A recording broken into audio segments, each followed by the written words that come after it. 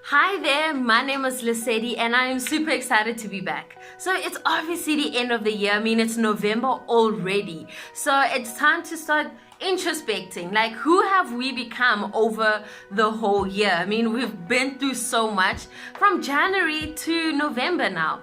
So introspection and retrospection.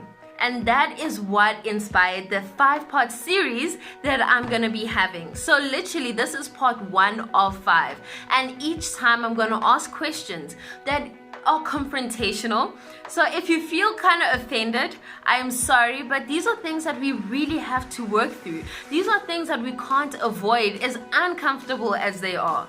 So starting with number 1 of the first video is the question I had to ask myself when my foot got injured. I mean, I've always identified myself by how well I do things on my own, how quickly I get from one place to another. Independence has always been my thing. But then I had to depend on someone. I had to literally ask people to go to the shop with me, to assist me. And for me, that was literally a low level. I was like, oh my goodness, I'm a nuisance on people. And it started really breaking me down. And then I had to start asking myself, then who am I? If I identify myself by what I can do and suddenly I can't do it anymore, then who am I? And it's been a journey and I haven't figured it all out. But one thing I have started to learn is that it isn't dependent on what I'm capable of doing.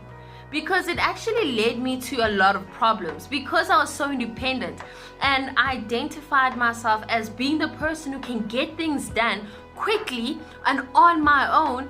I found that I didn't communicate when I couldn't do things.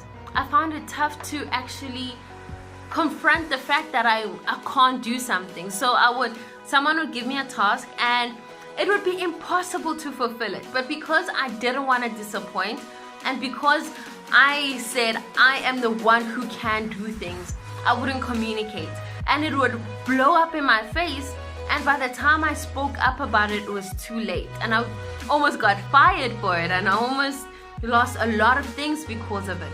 But when I realized that, you know what, even though I can't meet certain people's standards, I'm still good enough. I am still Lesedi and I'm still capable.